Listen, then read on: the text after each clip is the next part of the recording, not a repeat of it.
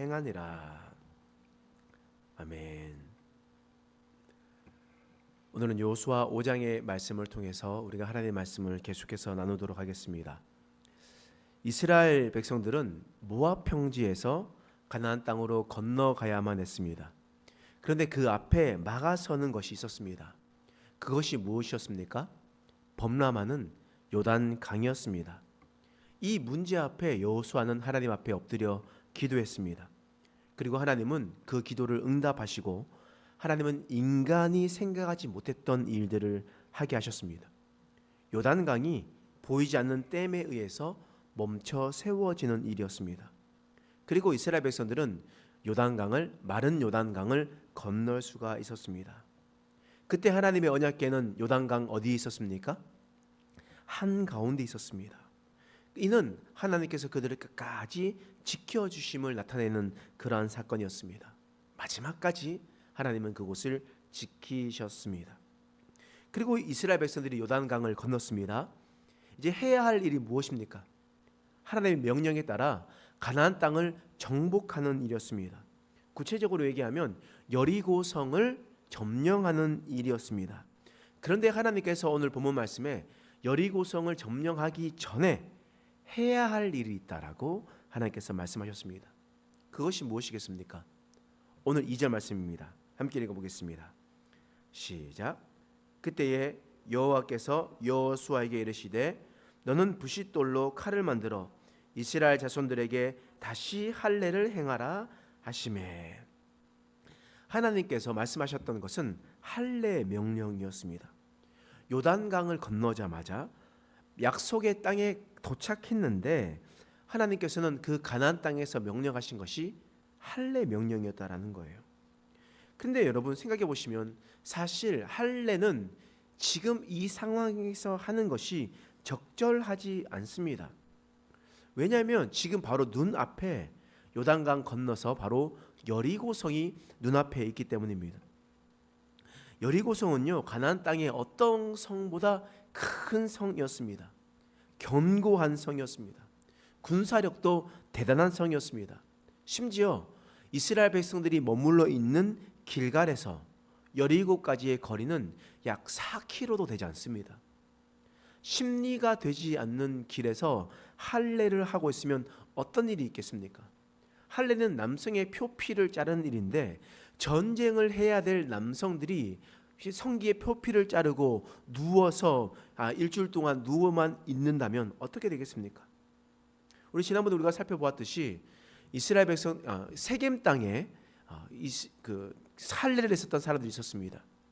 그리고 난 다음에 야곱의 아들 단 두 사람이 레위와 시몬이 들어가서 세겜 땅에 있는 남자들을 다 죽였었던 일들을 우리는 창세기를 통해서 우리는 분명히 보았습니다. 이스라엘 백성들이 수만 명이 있다고 하도 수십만 명이 있고 장자만 60만 명이 있다 할지라도 한 부대만 와서 그들을 치면 무조건 그들이 승리할 수밖에 없는 그런 상황이었습니다. 생각해 보면 사실 할례는요 요단강을 건너기 전에 하는 것이 훨씬 더 맞습니다.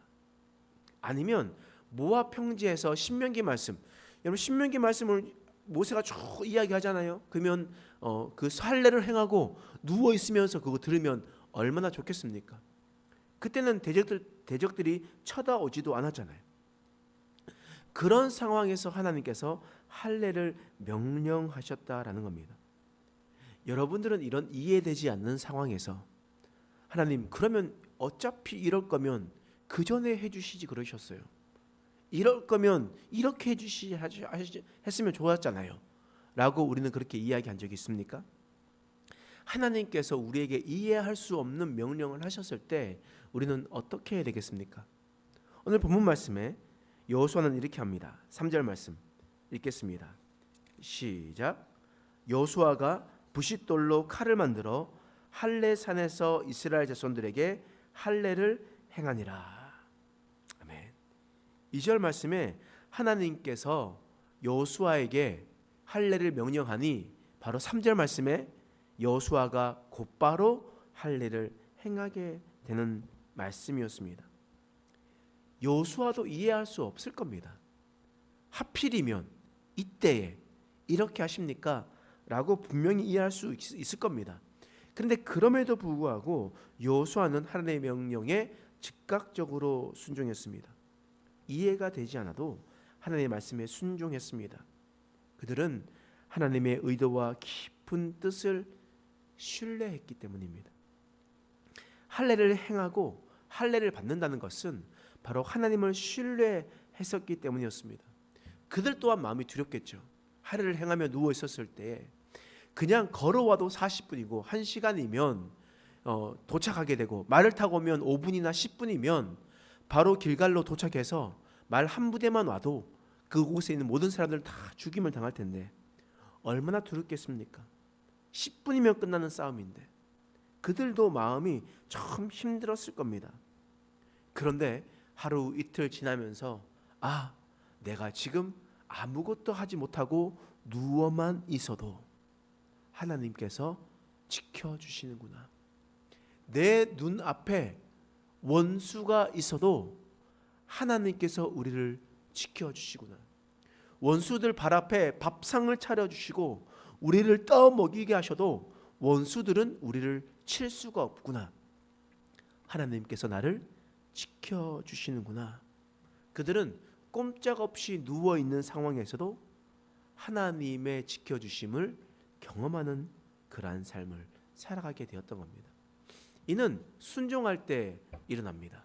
하나님의 말씀에 온전히 좇을 때 일어나는 사건인 겁니다.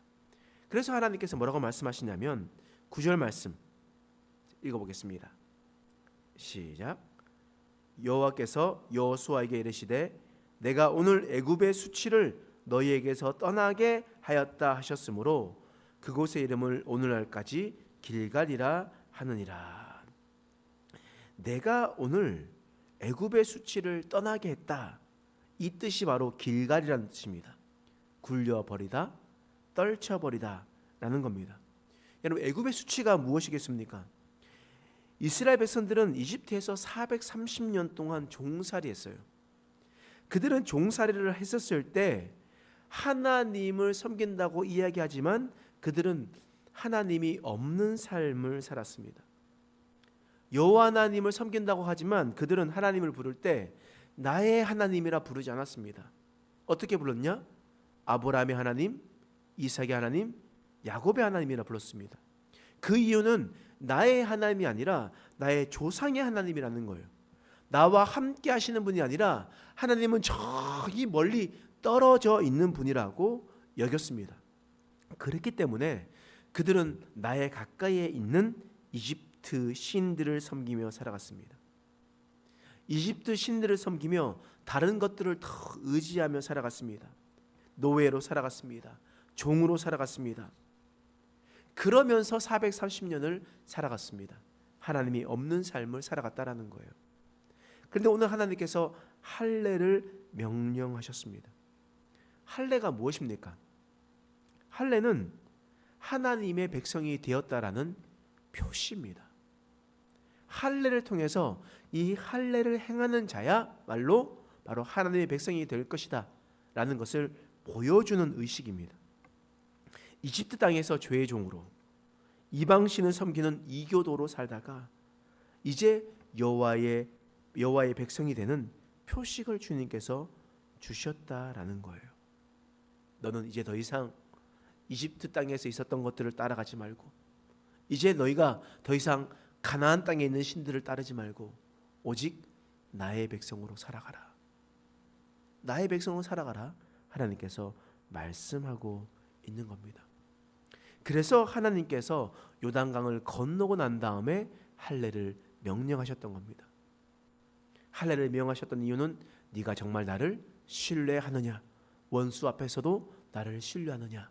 두 번째로 너는 애굽에 있었던 신들을 따르지 않고 가나안 땅에 있는 신을 섬기지 말고 오직 나의 백성으로 살아가라 라고 하나님께서 말씀해 주신 그러한 사건입니다. 여러분, 오늘도 우리에게 하나님께서 하나님의 백성으로 살아가길 우리에게 요구하고 계십니다.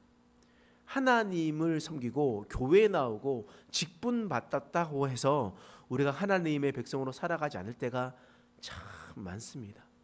그런데 하나님께서 오늘 우리에게 말씀하시는 거예요. 할례를 행하라. 무슨 말이겠습니까?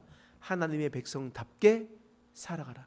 그 표시를 다른 사람들에게 나타내면서 살아가라. 그러면 하나님의 말씀 가운데 너희가 서게 될 것이다. 하나님께서 우리에게 말씀하십니다. 오늘 이 말씀을 통해서 우리가 하나님의 말씀을 순종하고 또 하나님의 뜻을 이루며 살아가는 저와 여러분 되시길 간절히 소망합니다. 기도하겠습니다. 하나님, 오늘 말씀을 통해서 우리를 깨닫게 하시니 감사합니다. 하나님께서는 아주 위급한 상황에 할례를 명하셨습니다. 이는 하나님께서 하나님을 신뢰하느냐를 시험하는 모습이었습니다.